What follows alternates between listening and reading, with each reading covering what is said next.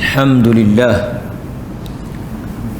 نحمده ونستعينه ونستغفره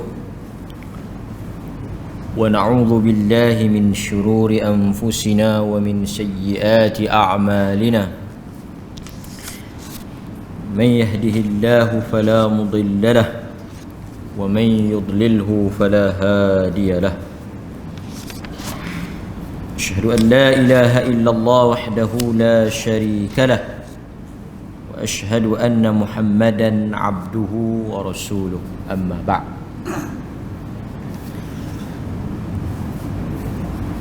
Pertama dan selama-lamanya,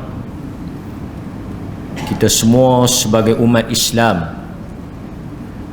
bersyukur kepada Allah dengan sebenar-benar syukur, kerana dengan izinnya kita dapat meneruskan aktiviti kehidupan kita, terutamanya berhubung dengan ibadah.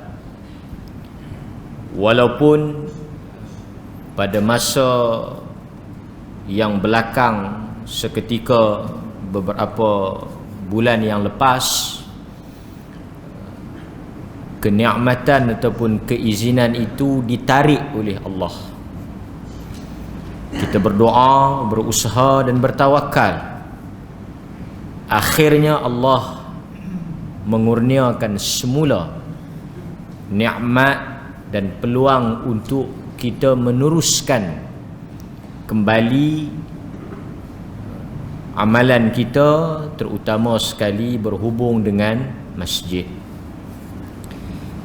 Kita telah merasakan syukur di atas peluang ini, dan malam ini kita mengisi kesyukuran itu dengan majlis ilmu. Saya ucap terima kasih kepada Tuan Imam yang juga pengurusi kita malam ini, jawatan kuasa usrah masjid, dan tuan-tuan yang hadir. Mudah-mudahan asbab niat yang betul, amalan saleh ini menjadi punca Allah lindung kita dan keluarga kita daripada wabak penyakit ini. Kerana kita tak tahu apa sebab Allah Subhanahu wa taala pelihara kita. Kita tahu salah satu daripada perkara yang boleh menyelamatkan kita atau melindungi, memelihara diri kita daripada bala ataupun wabak adalah dengan amal saleh. Sebab itu tuan-tuan, semakin besar, semakin berat, semakin kuat kita kena dekatkan diri, dan semakin banyak kita nak kena tambah amalan kita ini, supaya itu menjadi punca Allah lindung kita dan keluarga kita. Seperti mana kita kata maksiat itu mengundang bala, amal saleh ini bertindak sebagai pelindung. Mudah-mudahan Allah Subhanahu wa taala rahmati kita, dan alhamdulillah sepanjang masjid dibuka. Ini tuan-tuan kena sedar, kena perasan. Sepanjang masjid dibuka, kita doa teruslah. Dan tuan-tuan kena patuh SOP ni, kena patuh peraturan ni. Kita belum mendengar kluster masjid, kecuali yang tabligh itulah kan, yang di Seri Petali yang awal tu. Tapi selepas daripada itu, kita tak dengar lagi jangkitan ini berlaku di masjid. Alhamdulillah. Mungkin disebabkan doa tuan-tuan, orang saleh, Allah Subhanahu wa taala pelihara kita. Tak ada kita dengar lagi berlaku kluster ataupun jangkitan berpunca daripada dia mari di masjid. Alhamdulillah. Tapi kita kena, tidaklah bermaksud kita kena sambil lewa, ambil mudah. Kita kena beringat, kena berjaga-jaga. Kerana tawakal itu dia datang setelah usaha. Tak mustahil jika orang masjid mengambil lewa, mengambil remeh, mengambil ringan, Allah boleh mencampakkan penyakit itu di sini. Seperti mana yang kita tengok di Mekah dan Madinah juga terkena wabak ini. Mudah-mudahan kita semua usaha dan kita serah kepada Allah. Jadi oleh kerana kita nak menyambung semula pusingan usrah ini, jadi tuan-tuan, insya-Allah dalam kelas pengajian kita di 14 buah masjid ini, kita akan membaca hadis-hadis pilihan.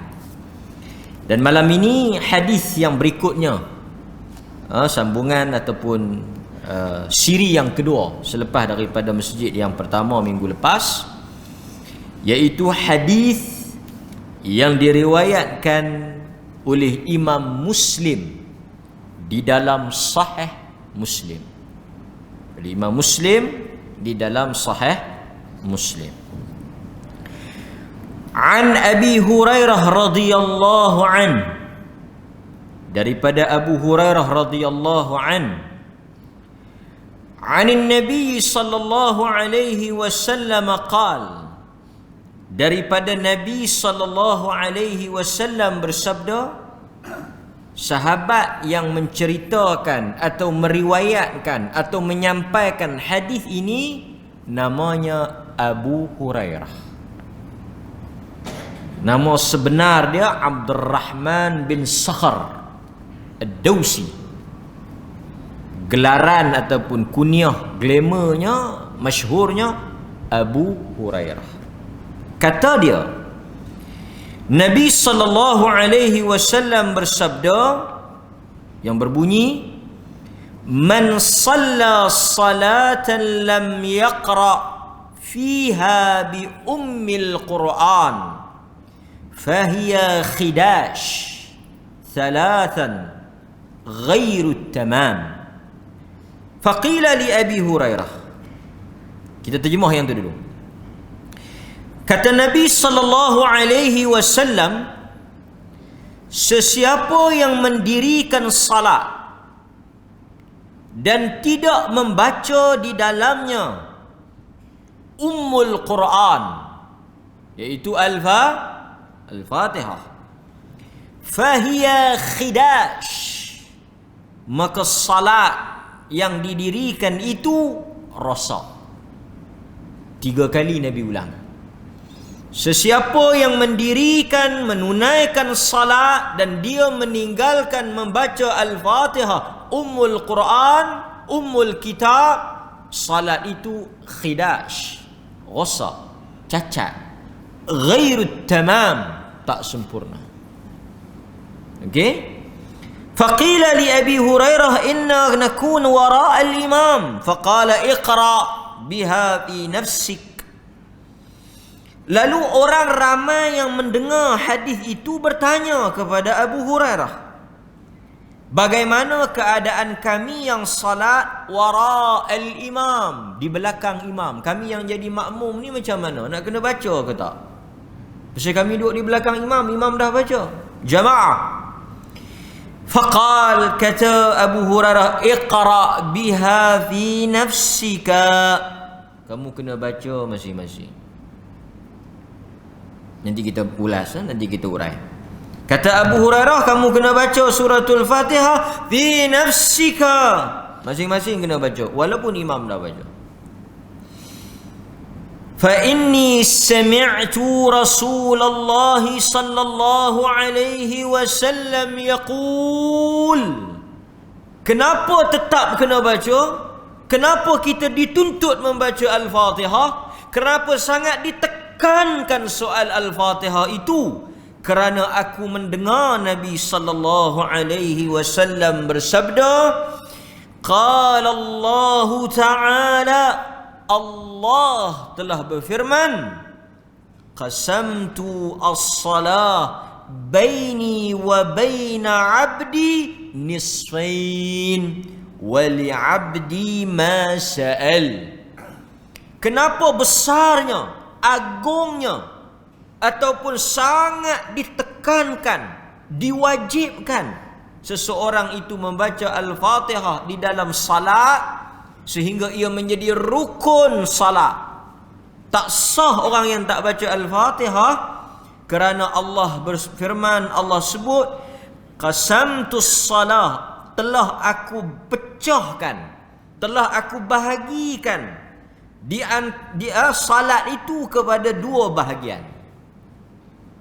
As-salah di sini kata para ulama bermaksud Al-Fatihah. Nabi sebut Al-Fatihah dengan nama As-Salah. Sekali lagi kita ulas, kenapa? Qasamtu as-salah baini wa baina abdi nisfain.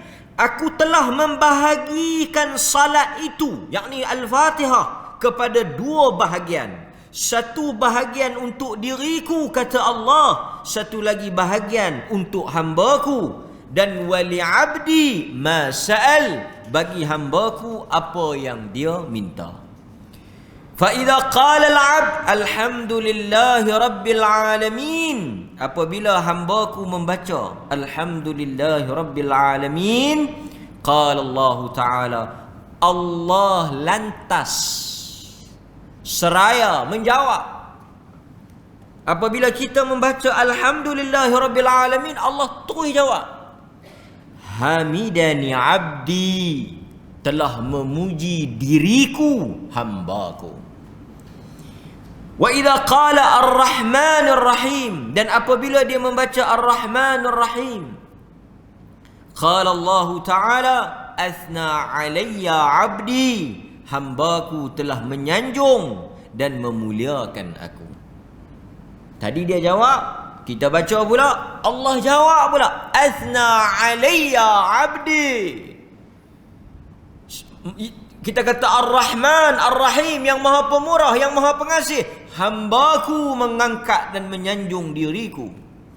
Kemudian wa idza qala maliki yaumiddin, qal majjadani abdi. Telah apa? Bila kita kata Allah lah yang memiliki hari pembalasan, hari kiamat, Allah kata majjadani, telah mengagungkan hambaku dan telah menyerahkan segala urusannya kepada aku. Kemudian kita baca iyyaka na'budu wa iyyaka nasta'in. Allah kata hadza baini wa baina 'abdi. Inilah perjanjian di antara aku dengan hamba-Ku. Bila kita kata iyyaka na'budu, hanya Engkau kami sembah, hanya Engkau kami memohon pertolongan, tidak ada Tuhan yang kami ibadatkan melainkan Engkau. Allah kata hadza baini wa baina 'abdi, ini perjanjian dia dengan aku. Wa li 'abdi, dan apa sahaja yang hamba-Ku minta dan mohon, wa li 'abdi ma sa'al, akan aku kurniakan. Ini janjiku. Setelah mereka mempersembahkan ibadat itu semata-mata untuk aku, mereka mendirikan salat itu hanya kepada aku, dan mereka memohon pertolongan itu hanya kepada aku, maka aku membalas ibadat tersebut dan persembahan tersebut dengan mengurniakan apa sahaja yang mereka minta.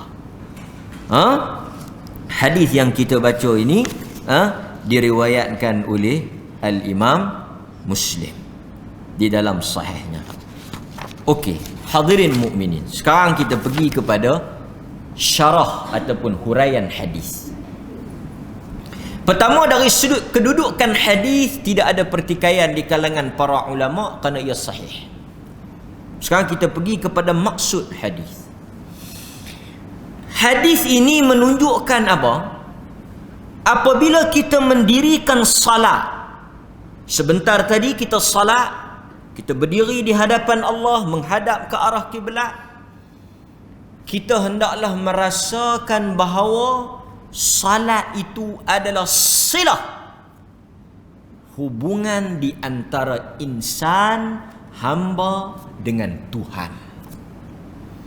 Sebab itu ada dalam hadis yang lain yang Nabi SAW sebut, kadang-kadang bila kita salat,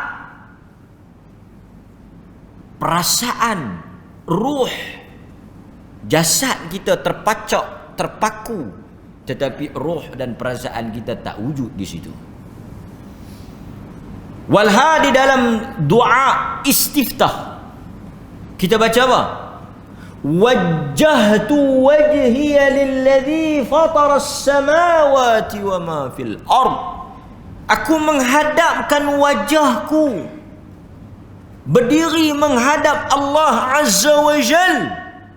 Tetapi berapa peratus daripada diri kita yang menghayati salat itu? Kita tak merasakan bahawa ucapan kita, bacaan kita, doa kita, perkataan yang kita sebut itu dijawab.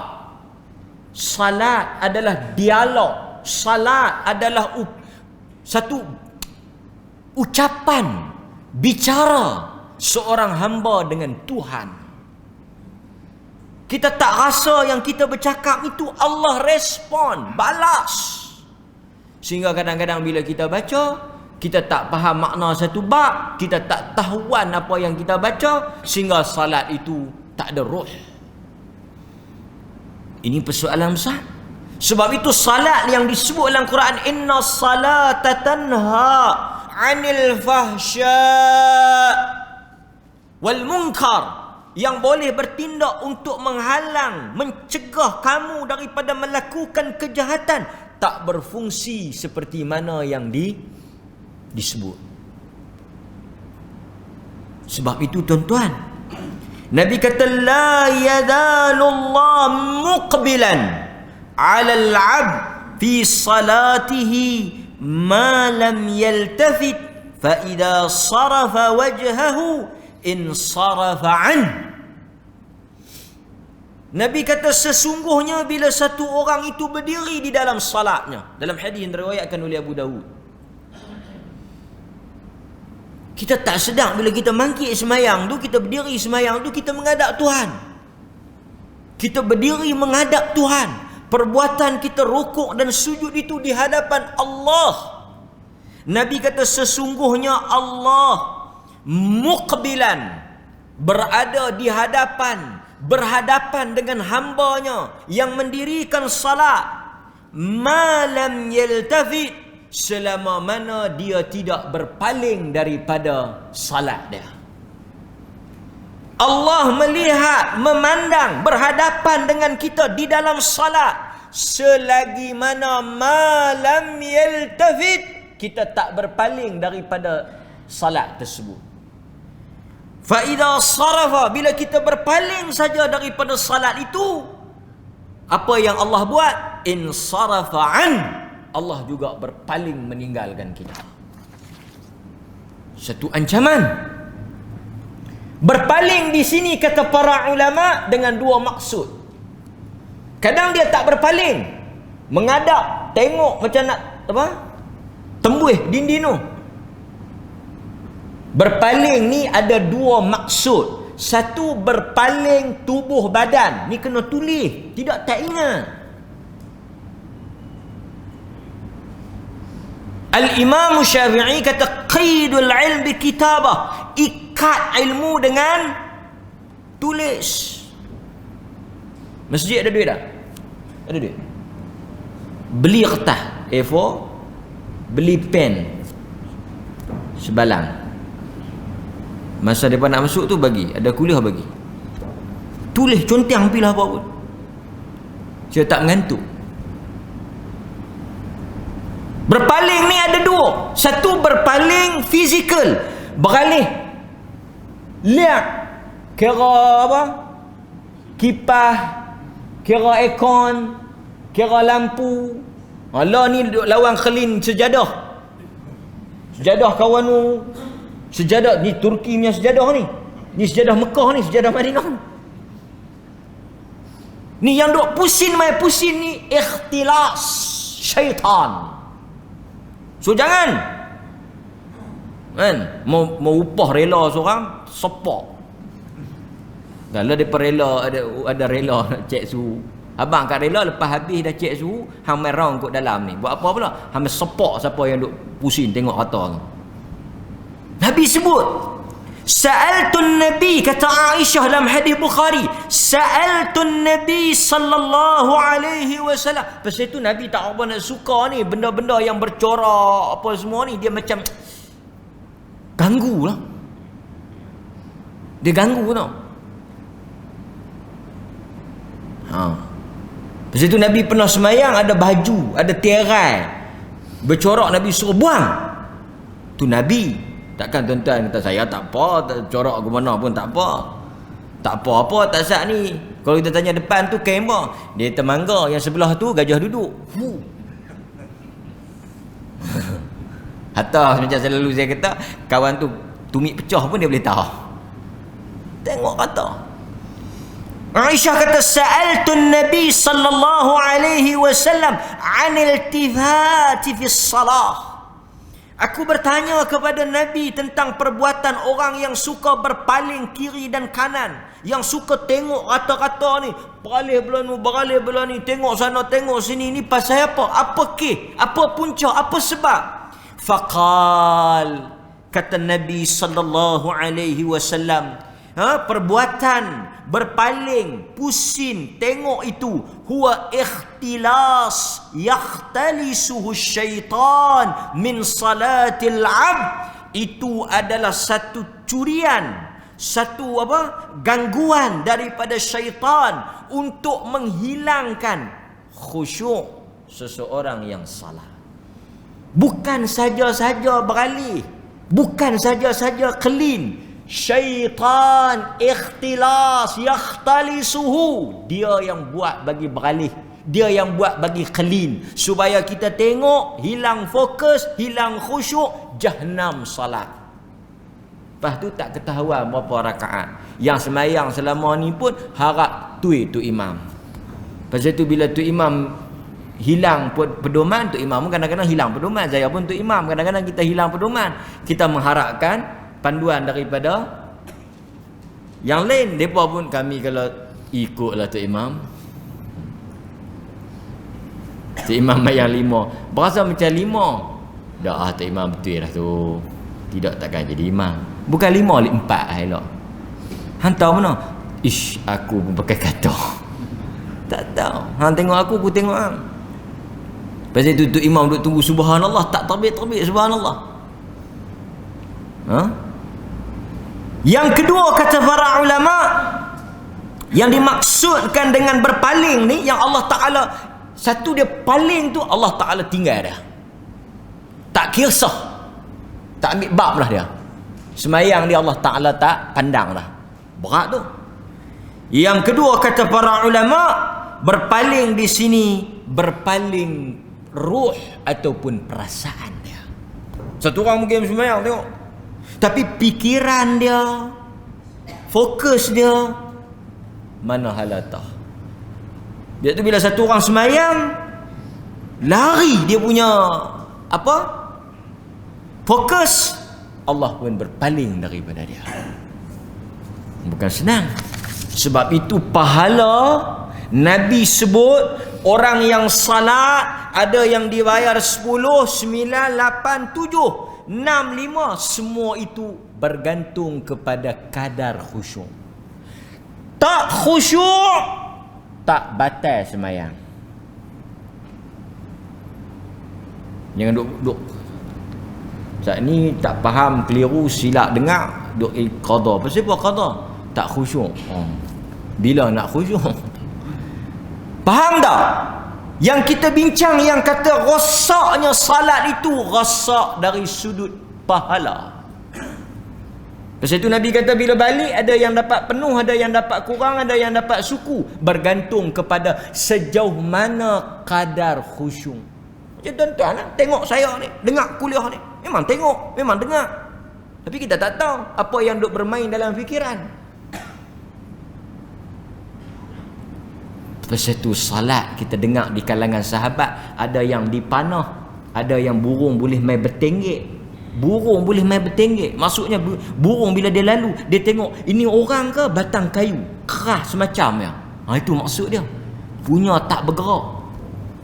Kita lah dengan mah apa semua, sak dia berbetui mah, sak dia berbetui nu, sak ni sak nu. Burung bukan kata nak bertenggek, nak lalu pun tak wan. Punya melisah kan. Kucing pun kata aku nak beranak pun tak melisah lagu hang sembayang. Maaf cakap tuan-tuan. Okey.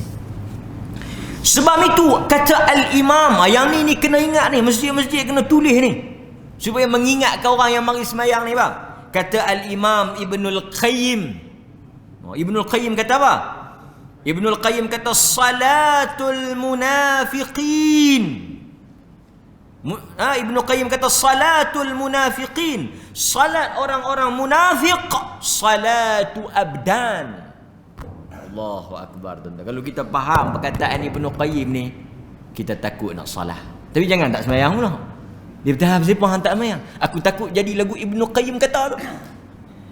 Ibnu Qayyim kata apa? Salatul munafiqin, sembahyang orang munafik itu. Bagaimana sifat sembahyang orang munafik? Dia sebut dalam kitab dia Madarijus Salikin. Yang dikatakan sembahyang munafik itu sifatnya adalah salatu abdan, sembahyang anggota badan. La salah talqulub, tetapi dia tak salat dengan hati. Sangat tajam. Kata-kata dia sangat menghiris orang sembahyang. Sangat memberikan satu kesedaran. Dia kata orang yang salat tanpa kehadiran hati, tanpa penghayatan, tanpa khusyuk, ini salat munafik. Munafik dia sembahyang macam mana? Dia sembahyang nak pelepah saja. Pasal itu Quran kata bila mereka mangkit, qumu. Orang munafik ni bila dia mangkit nak sembahyang, dia mangkit orang terpaksa, mangkit orang tak mau nak buat, kusala, mangkit balok. Kita tak boleh, saya ditegur oleh sebahagian pendengar ni, dia kata jangan guna sangat bahasa Perlis kerana kita live international ni, bukan Malaysia je, luar dunia tengah. So depa duk cari balok, kadang-kadang tak faham pasal kusala, malas. Orang munafik dia manggil pada Allahu akbar, dia merewang kata tak tahu Assalamualaikum warahmatullahi wabarakatuh. Tak tahu apa pala tah pala ekor sampai apa pun tak tahu. Semata-mata nak pelepah kata wajib tu selesai. Pasal tu Ibnul Qayyim kata salatu abdan. Kita nampak dia angkat takbir, nampak dia rokok, nampak sujud. Munafik sembahyang. Sebab tu Nabi kata apa? Munafik ni tuan-tuan dia sembahyang. Pasal tu Nabi kata ma azqalus salah 'alal munafiqin. Salat yang paling berat, artinya orang munafik ni sembahyang. Ada yang dia rajin, ada yang dia malas. Yang paling dia malas subuh dengan isyak. Tapi dia sembahyang. Sembahyang dia lagu mana? Sembahyang nak tunjuk, sembahyang nak habaq, tapi dia tak hadir. La salatul qulub, tak ada dalam hati dia, tak ada khusyuk. Walaupun kita muslim, mukmin, kita kata, tapi kalau sifat itu ada, maka masuklah kita dalam salatun, ciri itu, kan? Maka sebab itu hadirin mukminin, bila kita bangkit salat, Quran suruh kita bangkit dalam keadaan tenang. Pasal kita nak fokus ni. Kita nak mari, nak berdiri, nak bercakap, nak berdialog, nak bagi tahu dekat Allah, nak dengar jawapan Allah. Sebab itu Nabi tak bagi kita lari mari masjid. Alaikum bis-sakinah wal wiqar, Nabi kata. Nabi tak bagi tergesa-gesa, berlari-lari, kalut. Nabi tak bagi. Alaikum bis-sakinah wal wiqar, hendaklah kamu tenang.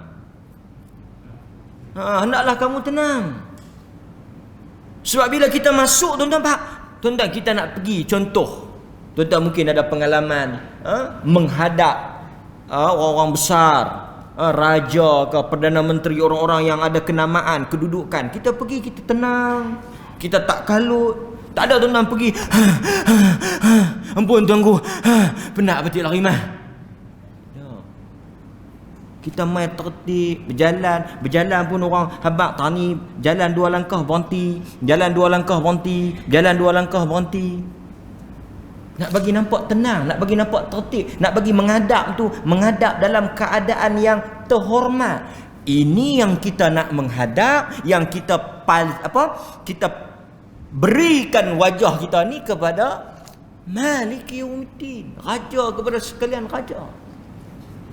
Itu apa yang disebut oleh para ulama. Dan kita juga dilarang salat ni semua ulang kaji. Kita juga dilarang salat la yudafi'an akhbasan. Tak boleh salat dalam keadaan menahan ni hajat. Tak boleh juga salat dalam keadaan lapar. Pasal semua itu akan mengganggu. Alhamdulillahirabbil alamin. Tu Imam Abang tadi ada apa? Ada nasi. Tak mai lain. Pasal itu Nabi tak bagi. Kalau lapar, dalam hadis Bukhari, idza hadratit ta'am, bila datangnya makanan, hidangkan makanan, fabda'u bit ta'am, apa makan dulu. Mari nak menghadap Allah ni bagi kenyang, bagi apa? Bagi teka tak fikir. Nak qada hajat pergi qada dulu. Jangan mai dalam keadaan duduk kepik gitu. Awak baca panjang, pecah peluh bukan khusyuk, pecah peluh nak terkentut, nak terberak, nak terkencing. Sayang. 2 rakaat lah. Ini orang yang semayang, tuan-tuan. Allah Jalla Jalaluh. Jalla wa'ala, Allah yang maha agung. Dan kita juga. Sebab itu bila kita kata Al-Fatihah ini adalah dialog, bicara kita dengan Allah, kita tak boleh kacau orang duk bercakap dengan Allah. Ini kita kena perhati. Bila kita kata Allah, kita alhamdulillahirabbil alamin, hamidani abdi, hamba aku puji. Artinya kita duk bercakap tu. Kalau cakap seorang-seorang dia panggil monolog. Tapi dalam salat dia bukan monolog, dia dialog. Dialog ni maksudnya apabila kita cakap ada pihak jawab. Salat dialog.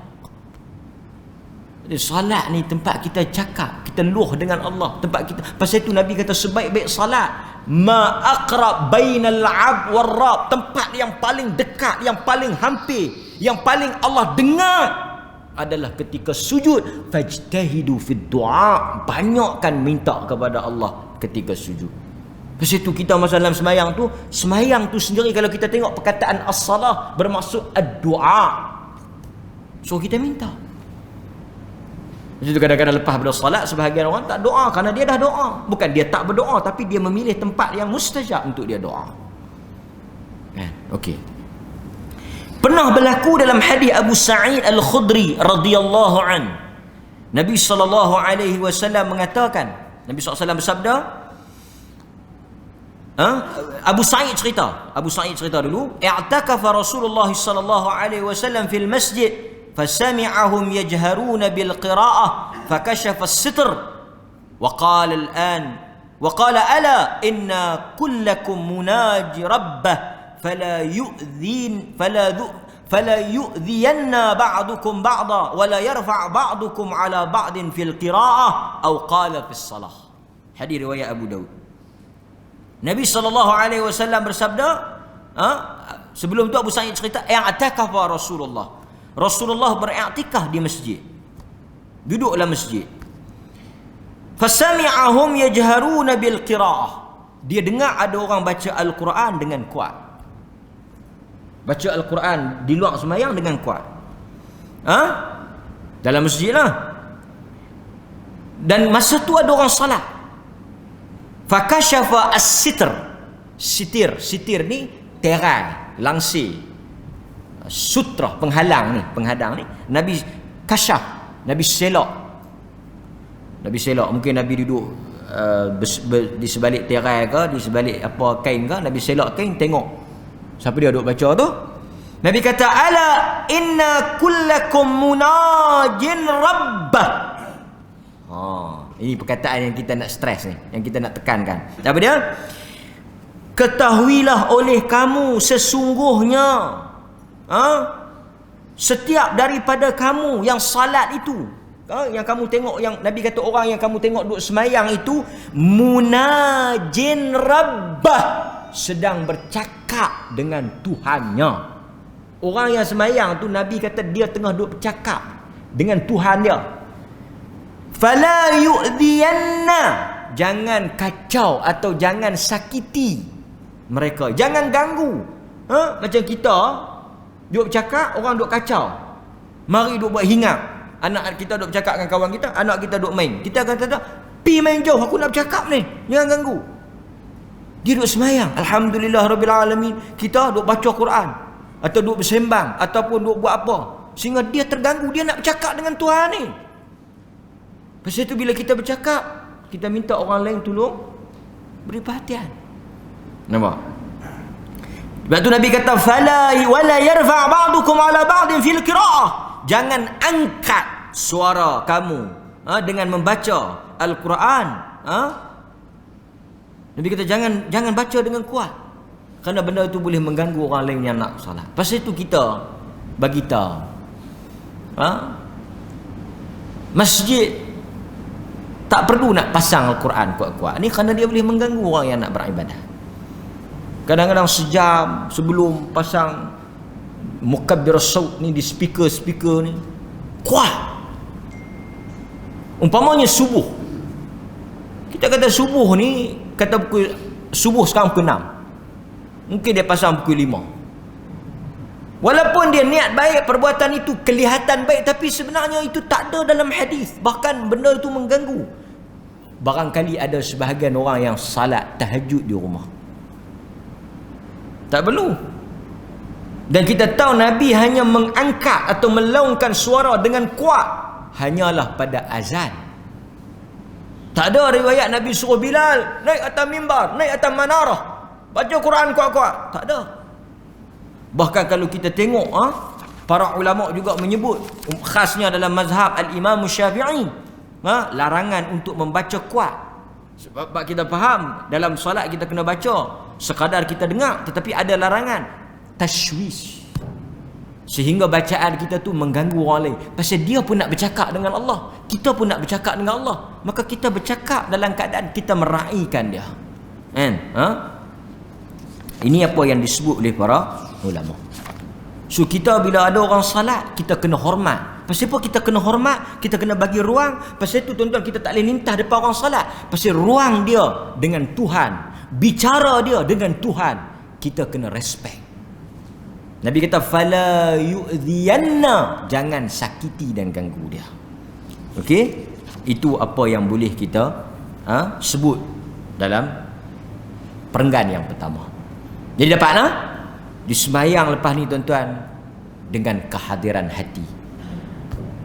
Macam mana kita nak hadirkan hati kita ni? Quran sebut dalam suratul Baqarah ayat 45-46. Tuan-tuan boleh balik tengok Al-Baqarah 45 dan 46. Masalah khusyuk ni masalah besar tau. Quran kata semayang ni, Quran kata berat.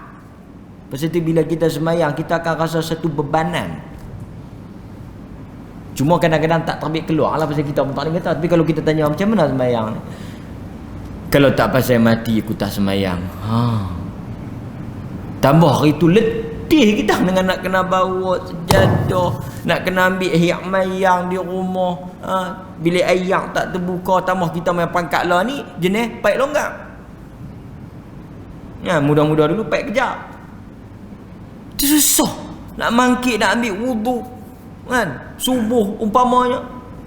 Tapi Quran sebut dia akan menjadi ringan, dia akan menjadi satu kelazatan. Ni tuan-tuan kena cari ni, dia panggil az-zauq. Zauq ni apa? Satu feel, rasa. Yang ni yang orang sembahyang dapat, tak boleh cerita ke orang. Dia rasa ni bukan boleh cerita. Macam Nabi katakan, halawatul iman, manis iman. Tuan-tuan, saya boleh ceramah manis iman ni 3 jam 4 jam boleh ceramah, tapi saya nak cerita manis lagu mana tak tahu.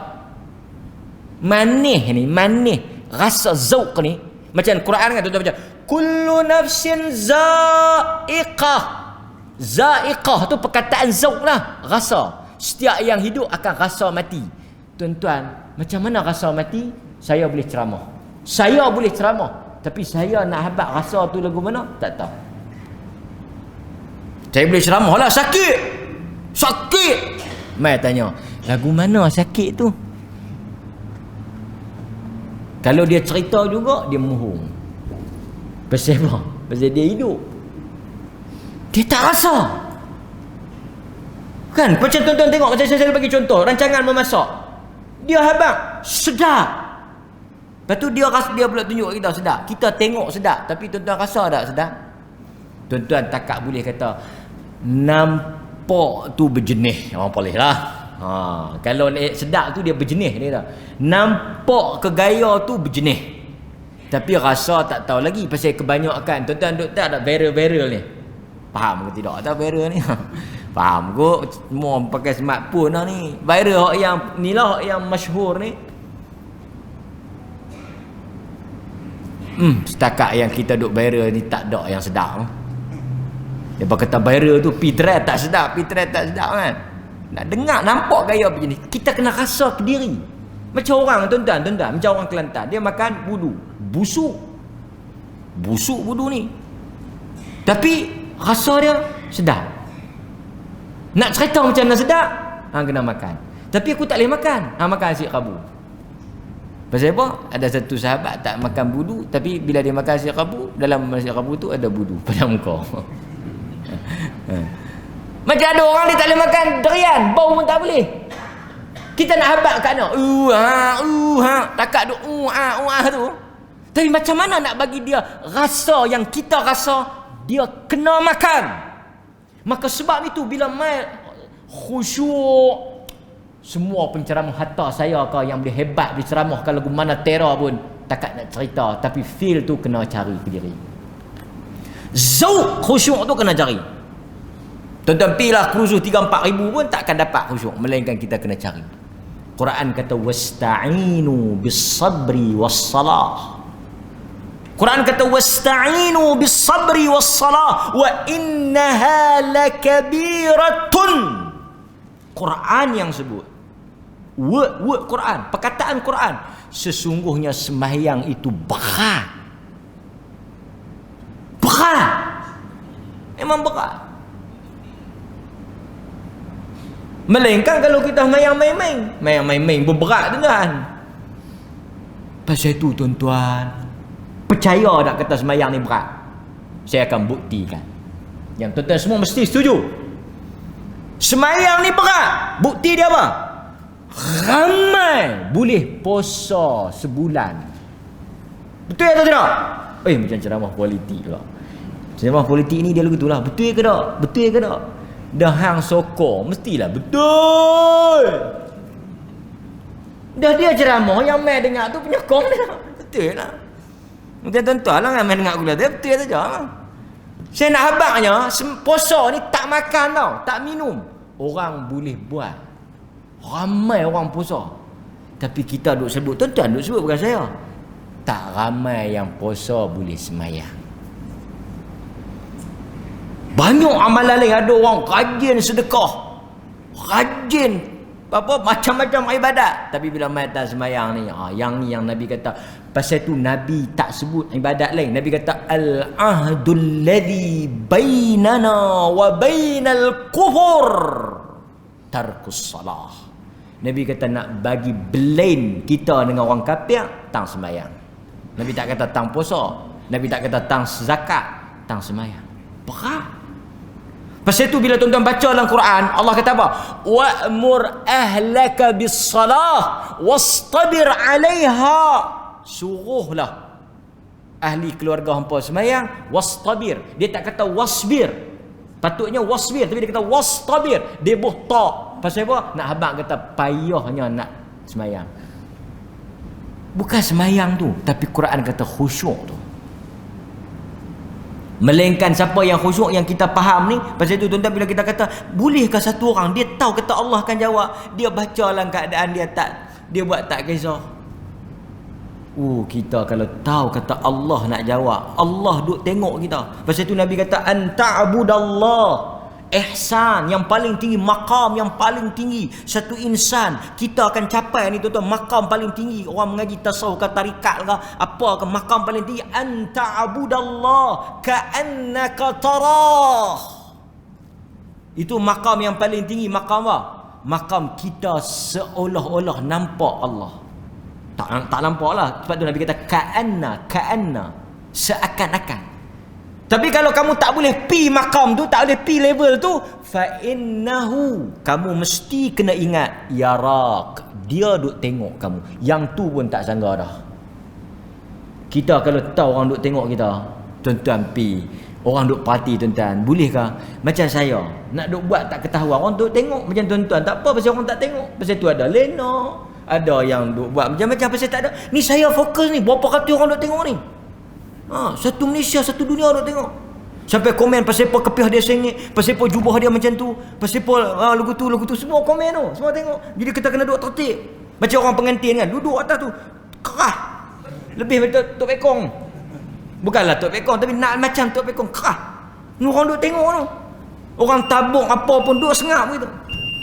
Nampak tuan-tuan, pasal apa? Pasal merasa diperhatikan. Nabi kata kamu kena ada rasa itu, kamu kena ada perasaan itu. Fa innahu yarak, dia sedang melihat kamu. Maka kita perhabis sikit. Kita bagi laluan pada azan. Kita perhabis sikit. Hadirin mukminin, bila masuk kepada bahagian Al-Fatihah ini, saya nak sebut sikit je, sebab kita akan sambung insya-Allah dalam, cuma saya tak pasti kita punya Ahad depan ni ada tak ada, sebab raya Jumaat, Sabtu, Ahad, ya kan, 10 saya tak pasti, tapi kalau tak ada kita akan bawa pergi minggu hadapan. Kita sambung. Itu tuan kena ikut. Kena ikut lah. Bukan pasal saya, pasal hak ilmu ni. Jadi kalau nak tahu kesudahan cerita, kena ikut. Cerita ni ada dua ya. Dia tak sudah, kita sudah. Kita tengok siapa sudah dulu. Okay? Bukan saya nak gempak, tapi ikutlah takat mana boleh. Saya nak perhabis atas kan. Saya nak perhabis atas. فَإِذَا قَالَ الْعَبْدُ الْحَمْدُ لِلَّهِ رَبِّ الْعَالَمِينَ حَمِدَنِي عَبْدِي. Saya nak ambil tang tu je, cukup. Kita azan, kita salat. Hamidani abdi, pujian kepada Allah. Tetapi dalam suratul Fatihah banyak cerita perbincangan ni. Tuan-tuan mesti tertanya-tanya, pasal apa tak ada bismillah? Pasal apa dalam hadis ni Allah kata dia pecah dua, dia potong dua, Al-Fatihah tu jadi dua. Tapi pasal apa bila nak start alhamdulillah tak ada bismillah? Hak ni kita akan jawab kemudian. Pasal ni perbincangan fiqh. Hak ni kita jawab di masjid akan datang, pusingan akan datang. Tapi saya nak cerita ni, bila kita akan cerita pula baca Fatihah ni macam mana. Ada mazhab kita tak payah baca, itu kita bincang lain. Tapi saya nak sebut Alhamdu, dia alif lam tu, dia ada maksud, kita terjemah pun boleh faham lah, segala puji. Apa makna segala puji? 60 tahun duk segala puji. Apa dia segala puji? Segala puji, saya bagi tahu macam ni ya tuan-tuan.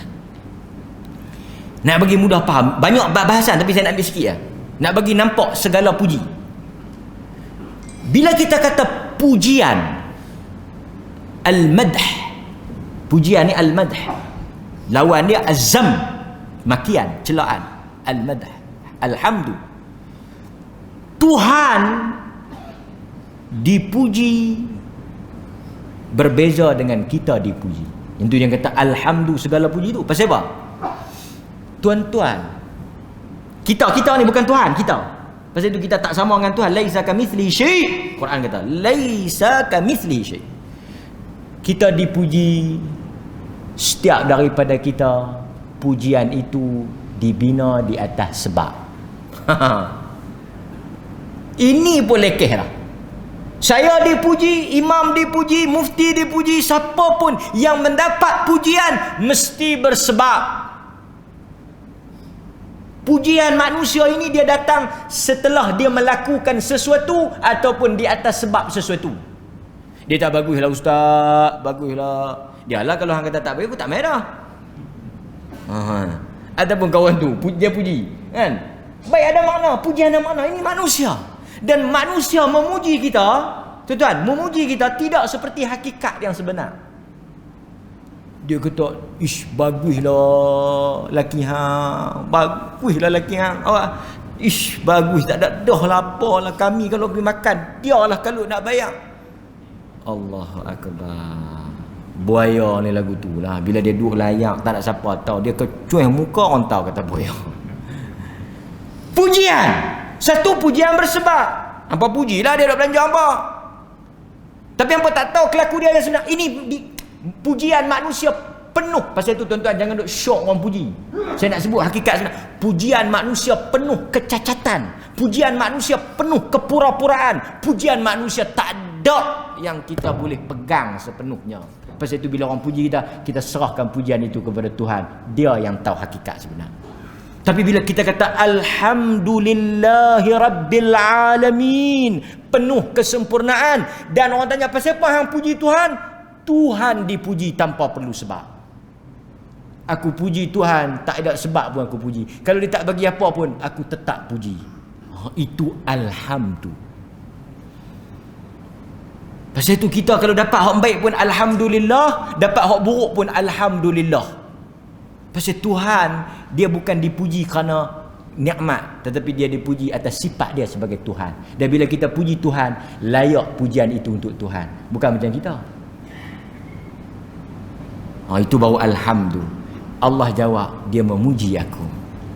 Allah respon tu, dia memuji aku. Allah sayang kita, dia puji aku. Nanti kita akan sambung dalam pusingan yang berikutnya hadis ini, dalam uraian yang akan datang, insya-Allah. Allah Taala alam. Kita diberi maklumat supaya tak panjangkan kuliah untuk nak mengelakkan perkara-perkara yang tak ini. Kita patuh dan taat pada prosedur itu. Saya doa tuan-tuan semua dapat rahmat dan dapat sedikit ilmu dan dapat memperbaiki salat kita. Dan kalau ada umur, kita sambung dalam pertemuan yang akan datang. Terima kasih Tuan Imam, semua jawatan kuasa lah, dan tuan-tuan yang hadir pada malam ini. Sallallahu ala nabiyina Muhammad wa ala alihi wa sahbihi wasallam. Alhamdulillahirabbil alamin. Assalamualaikum warahmatullahi wabarakatuh.